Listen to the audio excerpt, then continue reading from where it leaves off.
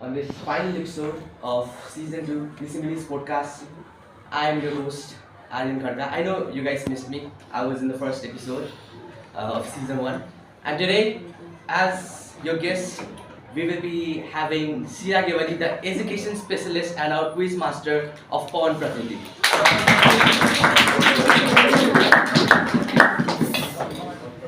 Good afternoon, Sheela. Good afternoon. Thank you for inviting.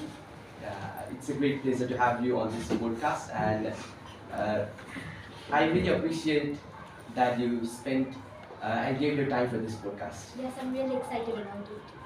I heard that you are an education specialist who has spent on this field for over 13 years, right? Yes.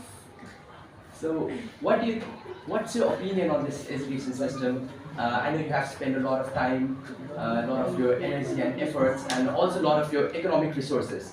So, what do you think? What's your overall opinion on it? So, education system in Nepal has been reformed because we did not have a good education system when it was Rana rule, and before that also we did not have good education kind of system. We are living in Kathmandu Valley, and most of the people feel like we have good education system in our country, but we do not. As my experience for 13 years, I have found so many rural areas with no proper resources for education, and there are no teachers, there are no facilities. Children are just willing to learn, but there is not anything for them to learn. So, do you think there is any interference of the government in all those schools which are not developed yet? Of course, government is like the main body to control over the education, and it has a direct impact on education system. For example, I would like to give you an example. In our country, we have a rule in our constitution. We have the provision in our constitution that education system up to 8th class should be free for people, the people of citizens. But yes, and look, our children or maybe our seniors pay a lot of money just to pass 8th class. Exactly. I think we have paid over 10 to 20 lakhs just to pass till grade 8, right? So that's an average fee. But government has already provided the provisions that we actually get the free education up to class 8. Do you think school should be a profit or non-profit organization? School is not a profitable organization. Like school, from its basic core principle, school should not be that profitable company, because education is something that every person has right to have and every person must have in their life.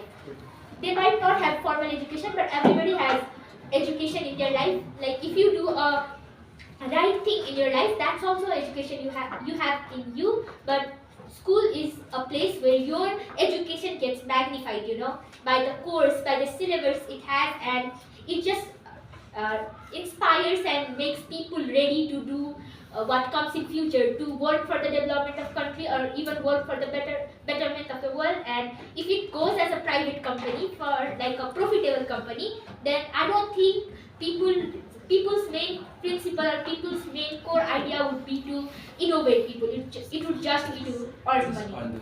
Yes. And also there is a certain myth between the Nepalese people that the more money you pay to school is equals to the better education, and the less money you pay is equals to poor education, right? So that's a myth that every single 99% of the parents have in their mindset. What do you think about that? So it has a very background history in it. Like we did not have a good education system when it was Rana rule, right? 2007, the first school, 1997, kind of first school which was open for public, that Mahavir Pun actually established in his village. Many people don't know about it. And after 2060 to 63, People's Movement and the Maoist, Maoist did so many things right there, and so many people had to leave their village and come to the town. And when you come to the town, the education system, the persons who were in the education system, the Pakistan and anti-Pakistan people, started to not scatter around by I would like to apologize for simple technical problems. So Sheela, would you like to continue again? Okay, so I was there like after 2062-63 People's Movement and Maoist thing. People were coming from village to Kathmandu Valley, and Papson and other institutes were in the top education system who control the private school and kind of non-private school too at present context.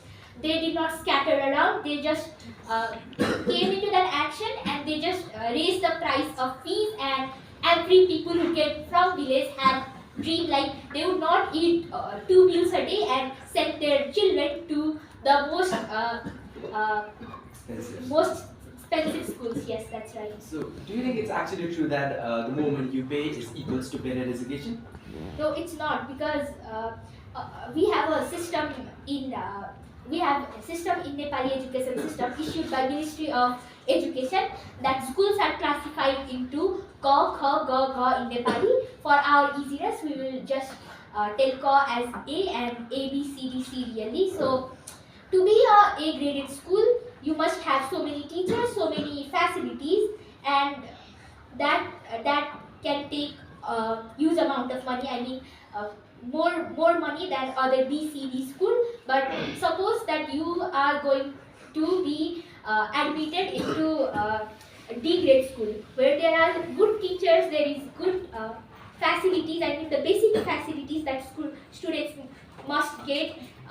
There are smart boards, maybe not in every classroom, but you know how to use smart room as being a student of that school, and you could do certain things in technology, and you have all the good ideas. But what does your parent think? Like, what do they think? They think that the more money you pay is equals to the good education. So, as you told that the schools are divided into multiple classes, right? And then A grade could take much more fees than other schools in comparison to other schools. So, what's the reason that some schools in class A take more fees than the other school that lies in the same class A? that's because of the government policy. They just show the facilities. They don't care about the individual's capacity for their children going into that school.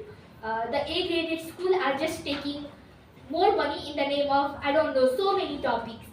An average A-graded school could not take more money than 4,000 as a monthly fee. So they add various subtitles like IQ development fee, ECA, swimming, dancing, I don't know, Yeah, so they many. had a lot of stuff over there.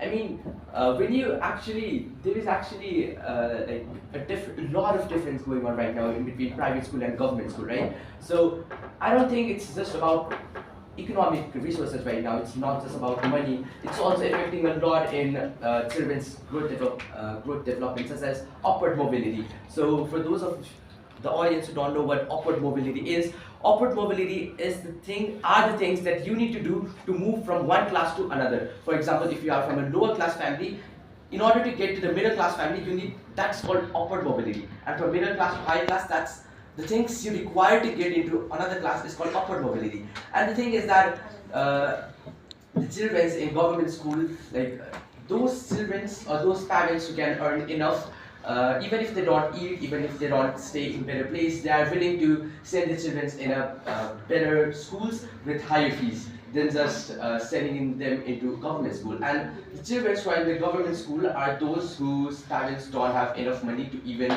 provide for their family 2 times a day.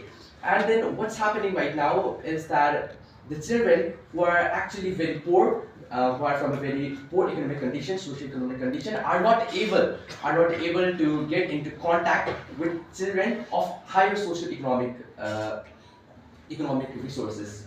So, do you think it affects a lot for that children? Of course, it is all the experience that you have told in 13 years. The main reason for Nepal lagging behind in development and other things is that government school students not getting to spend their time with rich kids, the private school kids. Because if they would have been in contact with the private school kids, then they would of course have some kind of inspiration from them. They could see their parents, see their friends' parents doing something greater than their parents were doing, and they could get inspired and they could actually do that. I mean, second technical problem. So I would like to apologize for that again. So where were we? We were in how the children from poor socioeconomic background can't meet the children with high socioeconomic background. So what can we do to actually reduce that? We have to actually just formulate the laws we have right now, because we have a free education system up to 8th class if we manage the government school. If we decrease the number of private school in a valley and in other places, then I think we can actually make a government school and these private schools people meet together at a common point, and they could actually share their vision, their ideas, and innovate. Like Nepal lagging behind innovation is because those people do not meet in a common point. One has a very high ambition and one has very small. Exactly, like one kid does not know what poverty is, and one kid does not even know what the richness is, how people actually live their life when they have money. And I think government should work a lot in closing the gap between those poor socioeconomic children and high socioeconomic children, as you said. What do you think could be other factors as well? So government plays the most vital role, but I think that it is us that we have to feel the breeze between the people and the private school people and the government school people, because we as citizens we have a lot of duty. I mean, I think we should even remove this myth that government schools are bad and private schools are better. Like, it's like nowadays in the society, it's like a reputation. If you put a children in a private school that has a lot of fees, then that just means that you have a high reputation, your family has a very strong economic hold. Yes, that's a very true matter. We must we must like eradicate that myth. But I think that myth is gonna be true, because if we go to government school now, we can see no teacher in a class, no good facilities. The restrooms are just out of mind.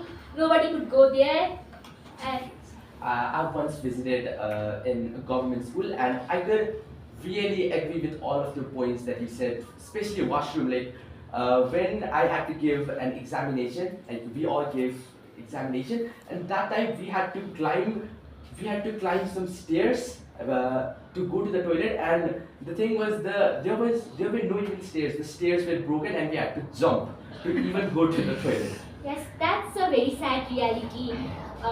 Wherever we go, government school.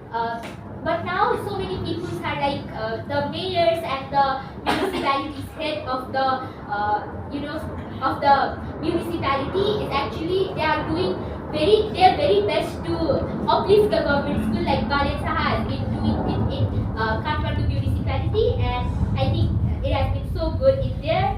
But I mean, so many people have problem with toilet in government school, because toilet is a primary factor. If we do not have sanitary in toilet, then our whole life could be damaged. And as an education specialist, I am actually raising my voice so much. I have raised my voice, and I am raising my voice through this channel, that I am like telling government, please make the toilets and other facilities good in government schools, so that we could do good for our society. We can innovate people.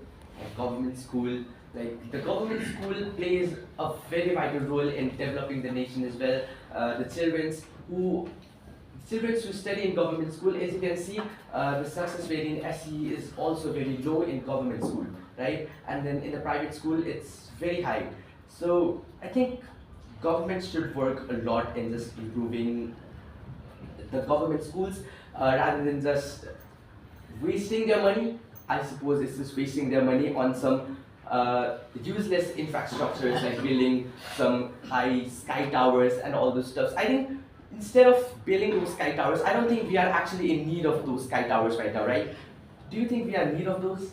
No, we are not probably need in those. And education as a basic need of every student, I think that's the most useless thing our government has done recently. Yes, that's so useless. Like instead of building those, we could actually utilize all those money on education. Yes, of course. Let me share you not a story, a reality that just happened. I think in 2018. So in villages there were so many there are so many schools, right? Like I'll talk about a particular village. It's in Dading. So in Dading there is a village, and there are so many schools in it. Like there are 4 schools in a single village, a certain boundary. Yes. So the two was up to 8th class and two was up to 10th class. That means primary and secondary level. And what government recently did was it told that due to the absence of so many students, due to like not in that village there were less students. So government did not actually look why there were less students. It just told due to absence of so many students and I don't know like corruption of money by the teachers.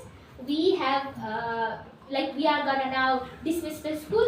We are just gonna cancel 2 schools who teach up to 8th class, and we're just gonna lower the class of the 2 schools. Like the schools which would taught up to like SLC, SEE now actually now can teach up to only basic level up to 8th class. The 2 schools, and government did not see why like the people went out of the school. Like there are not many children in that school. It just saw the like whole contents and it just wrote in a file. So I think it's a lack of experience, the lack of practicality in our constitution and our that provisions. Really? So they just demoted the school and just did that without any research and proper practicality of constitution, right? Yes, so this has actually given the the main core system for school to stand up in a small villages, like in a small villages or even a big country. Like in that school, now in that village where there is only up to 8th class, of course people will not go to another district because they want good for their children. Exactly. They would come to Kathmandu, so it would also like give pressure to our population in Kathmandu there. I mean, there's so much population density in Kathmandu already, and if government does not develop the infrastructures and facilities all over the Nepal, then obviously all the peoples who want good for their family, who want to provide for their family are gonna come to Kathmandu, while their men are most likely gonna go to the abroad. Yes, and then our country would be left without people, left without men. Yes, left without young people who actually can contribute for the development of the country. Yes, that's sad because everybody in this world wants best for their family, and I don't see any people staying in that village for that small school to their for their children to go to. Everybody is gonna come here. Exactly. So government, even if our country is decentralized, I think it's not very much, what do you call it? It's not very much, even if it's decentralized in the form of land, I don't think it's very much equality. The equality of the resources and the goods are not provided to all the districts. Like, even, I mean, it's according to the population density. The population density in the Kathmandu is so much that it just pressurizes the government itself to give a lot of economic resources and goods to Kathmandu itself, which declines the resources for other districts and other particular places, rural areas of Nepal. That is very true, but I think the decentralization system has not been so much into practice, and I think government will try its best to actually provide resources to all the districts, all the decentralized parts, and it has been doing it. Like we are seeing the efforts, but that efforts are very small, Yes. almost negligible. So, I mean, I was saying that corruption plays a very big role in destroying the government schools and the development of children and so on. Yes, education in politics in education is the most dangerous thing in the whole world. Exactly. That's my biggest fear, and it has already become true in Nepal, and I fear that. Yes, in education, there are politics, like our schools who are said to have a certain monthly fee are taking more than what they're supposed to, right? So I think it's also due to politics and their big hand in certain parts of politicians as they are relatives of politicians in so many schools. Yes, I mean affiliation for establishing schools and colleges are coming from political parties and they're just going with that flow. The recent example for that is Durga Prasad. He went to actually meet hands with first of all Prachanda, and then his medical school was not established, so he went with KP Sarnauli, and then nobody did it, so he did it illegally, and now he's just against them all. Really? Yes. So he tried his best to open a medical school. Medical school, and he has already opened it. He has all the infrastructure, but he has not got the permission from the government. Yes, so I think that's really lack of experience and lack of practicality from the government to actually, provide back support to the people who are not their relatives. Yes. And I mean, most of the famous so-called schools and the colleges, universities, they have a lot of nepotism with the government. Yes, of course. Everybody, like in the government school, you will find teachers related to some political parties. There won't be the most educated or most high-profile person who has done well in their studies. There are so many people in government school as a teacher who are just there as because they actually carry the flag of political parties. Yes, I mean, that's a great fear that all of the Nepalese citizens should have. I mean, I think this is it for today's podcast. And for the part 2, another part on the season 3, we are going to talk about how can we actually develop the children and what can we do to improve the education system in Nepal. And I would really like to appreciate Sheela for giving her time in this Rishimuni podcast. Thank you, Sheela.